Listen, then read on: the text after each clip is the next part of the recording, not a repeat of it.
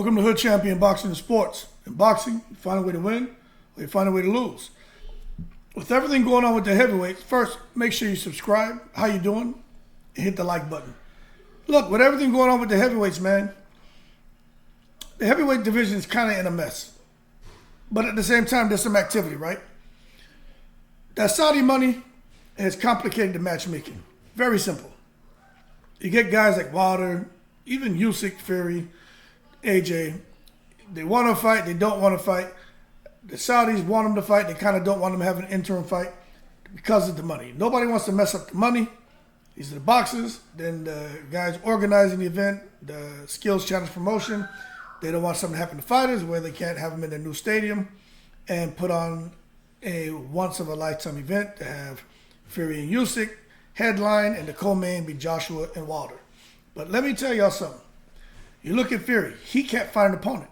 He's desperate, right? Fury's all over the place, but he created that situation.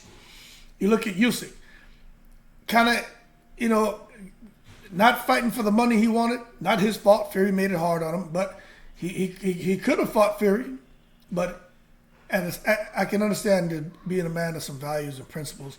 You just can't let somebody just step all over you, which Fury was trying to do because he's a greedy belly, right? But Usyk is fighting the bar now. But you look at AJ. They want him to fight so he can be active, especially he's going to fight Wilder at the end of the year.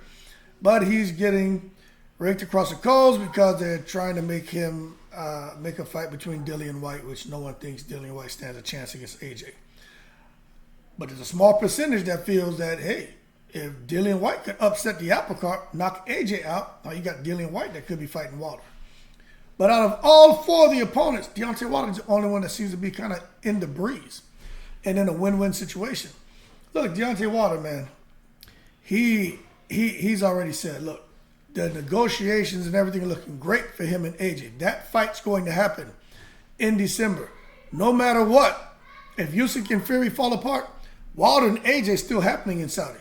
That's what the Saudis told them. That's what the money's still on the table. They don't care. Wilder and AJ is still going to happen. So Wilder's in a win situation. But the other win, why I'm saying he's in a win-win, is because the Ngannou situation. Let me tell y'all something, man.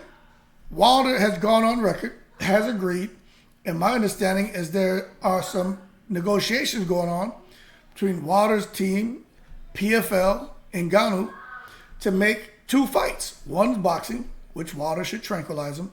The other one, MMA. And Deontay Wilder feels that he would knock out Francis Ngannou in both the ring or the octagon. Now, I'm going to tell you this. If he can land that shot, Wilder will knock anybody out. The problem is with the octagon, I think his nerves are going to get the best of him because you got this damn strong-ass Cameroonian over there who's not coming in there to play with you. He can kick you, he can grab you, and you throw that right hand, and if you don't land it, and you miss, and then Ngannou grabs a hold of you, it's over. I don't care how much barbecue and cornbread and collard greens and drinking grape drink and all that shit going on from the South, man, and being cock strong and all that shit. Let me tell you something.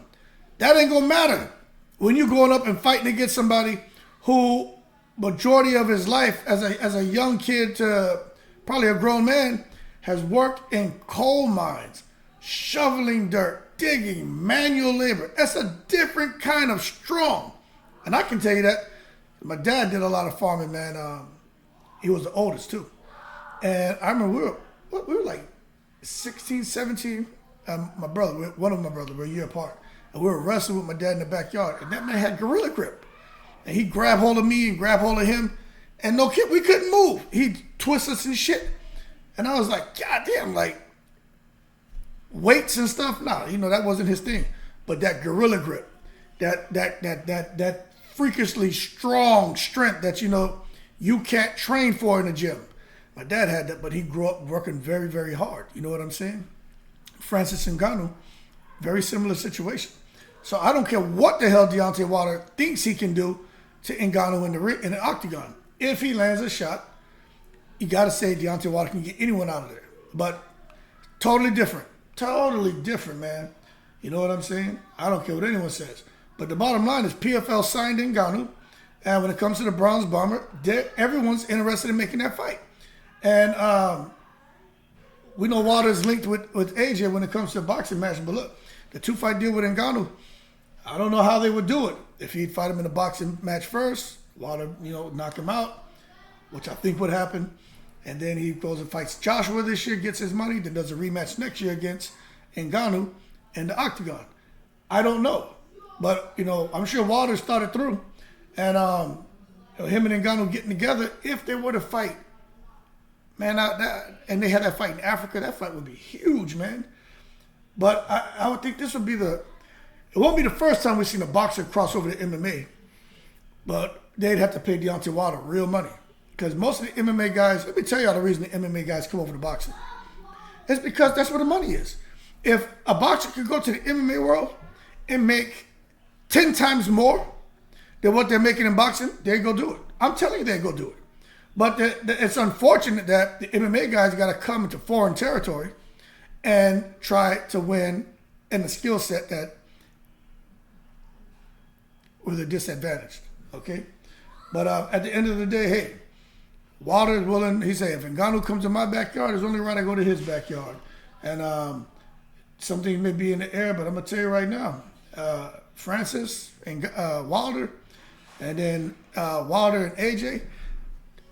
Wilder's the only heavyweight right now that has those options. And if he can manage it the right way, Wilder can fight Ngannou next and probably make, I don't know how much he'll make, but he's going to make a lot of money. More than probably if he fights AJ. Depending on if the deal works out right. Then go fight AJ, make a bunch of money, which I think he'll beat AJ. Then next year he'll be looking at Ngannou in the octagon or fighting the winner of Usyk Fury in an undisputed distinction. Talk about coming back from basically obscurity after, what happened in that third fight with Tyson Fury to come back now to damn maybe on top of the damn MMA world and the boxing world as far as heavyweights. Boy, and if he beats Ngannou in the damn octagon, it had to be by punching because Deontay Wilder ain't kicking nobody. And he sure as hell ain't grabbing and wrestling no damn Cameroonian. He ain't wrestling no damn Ngannou. You saw what Ngannou did to that guy? What's him? Cyril Gane, whatever the hell his name is. Just toying with them dudes, man. A different kind of power, I'm telling you. And in junior high school, all of us used to wrestle and mess around. Let me tell you, man, that wrestling is a different skill set. If you've never wrestled, then you don't understand it. It's just different, a different world, positioning, how to leverage your weight, where to grab, just everything. You're getting low, angles. It's, feeling the opponent. If they're coming forward, going back, using their weight against them. It's so much that goes into it. And I just don't think how much Deontay Wilder trains. I just think he's in over his head, messing around with damn Ngannou in an octagon. But I tell you what, like with De La Hoya and Mayweather, like the world awaits. I tell you what, if Ngannou and Wilder were to fight in an octagon, the world would await because that would make headlines.